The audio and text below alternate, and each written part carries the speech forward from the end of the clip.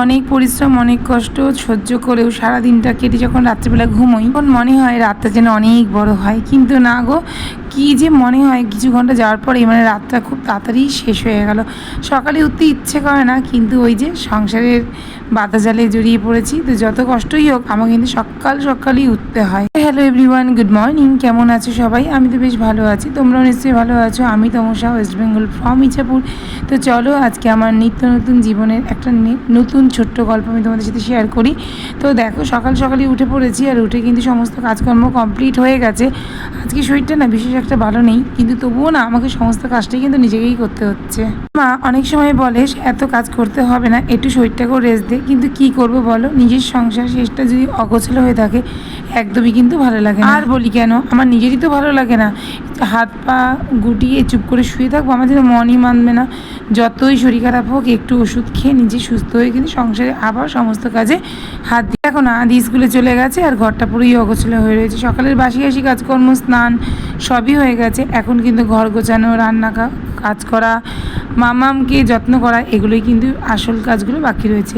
তো সারাদিন কিন্তু এইভাবেই চলবে, আর সেই ঘুমোতে অনেকটা রাত, প্রায় 12টা বেজে যায়, কিন্তু তাও যেন ক্লান্তি লাগে না। কিন্তু একবার শুয়ে পড়লে না তখন আর ভালোও লাগে না। ওই যে বললাম, নিজের সংসার শত কষ্ট হলেও কিন্তু নিজেকেই সহ্য করতে হয়, তাই না বলো? আমরা মেয়েরা কিন্তু এটাই ভাবি যে যতই কষ্ট হোক না কেন, শরীর অসুস্থ থাকুক না কেন, সংসারের কাজগুলো নিজেরাই করব, হাজব্যান্ডকে দিয়ে করাবো না। আর সেটা কিন্তু সময় মতো না করতে পারলে নিজেরও কিন্তু খুব খারাপ লাগে।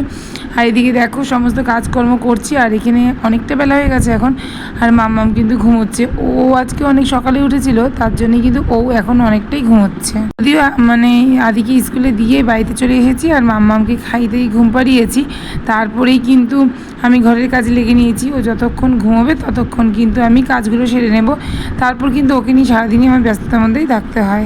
এই যে এখন আমার ভীষণ খিদে পেয়েছে, কতক্ষণে খেতে পারবো, আদৌ পারবো কি না সেটাই বুঝতে পারছি না। তো যাই হোক, বাইরে কিন্তু আজকে খুব একটা মানে ওয়েদারটা ভালো না, একটু মেঘলা করেই আছে। আর কি বলো তো, মেঘলা করলে না আমার একদম কাজে একদমই মন আসে না। আর দেখো অল্প হাওয়া দিচ্ছিলো বলে নিম গাছটা কী সুন্দর নড়ছে। নিমের হাওয়া কিন্তু ভীষণই ভালো, তোমরা কে জানো আমি জানি না। আর তাছাড়া দেখেছো আমাদের আশেপাশে কত সবুজ গাছপালা, অক্সিজেনের কিন্তু একটু অভাব নেই। আর এদিকে দেখো মাম্মাম ঘুমোচ্ছে, মহারানী আমার। এই মহারানী কিন্তু আমাকে ছাড়া কারো কাছে থাকবে না, তার জন্যই ও ঘুমিয়ে থাকতে আমি সমস্ত কাজকর্মটাই কমপ্লিট করে নিই। আমাদের বলতেই ভুলে গেছি, এই ব্লগটা ছিল বুধবারের, আর এখন ঘড়িতে বাজে 10:30 মতন। আর আমি তোমাদের সাথে একটু শেয়ার করছিলাম আমাদের বাইরের যে পরিবেশটা, সেইটা দেখো কত সবুজ গাছপালা, শত বৃষ্টি হওয়াতে গাছগুলো যেন আরও তরতাজা হয়ে উঠেছে। ভিডিও করতে ভীষণ ভালোবাসি, তার জন্য যত কষ্টই হোক মায়ের নাম করে আজকের ভিডিওটা আমি ভয়েস ওভার করছি। জানি আমার ভিডিওতে হয়তো বেশি ভিউজ আসবে না, 2-4 জন দেখবে, তাই বা দেখুক না, সেটাতেও আমি খুশি। আমাদের বাড়ির প্রতিষ্ঠিত আদ্দামার কাছে আমি একটা জিনিসই চাই, জানো তো মা, আমাকে কেউ কিছু দিক আর না দিক, তুমি যে আমার পাশে আছো এটাই কিন্তু আমার কাছে অনেক। কাজ করতে দেখো সংসারের অন্যান্য কাজকর্মগুলো করে নিচ্ছি, আর এই যে জামা কাপড় গোছানো, বেডরুমটা হয়ে গেছে, আর এই ছোটো ঘরটা এখন গুছিয়ে নেব। তবে কি বলো তো, ঘর দুয়ার পরিষ্কার রাখলে না মনটাও অনেকটা ভালো লাগে, আর ঘরের সমস্ত নেগেটিভিটিগুলোও দূর হয়।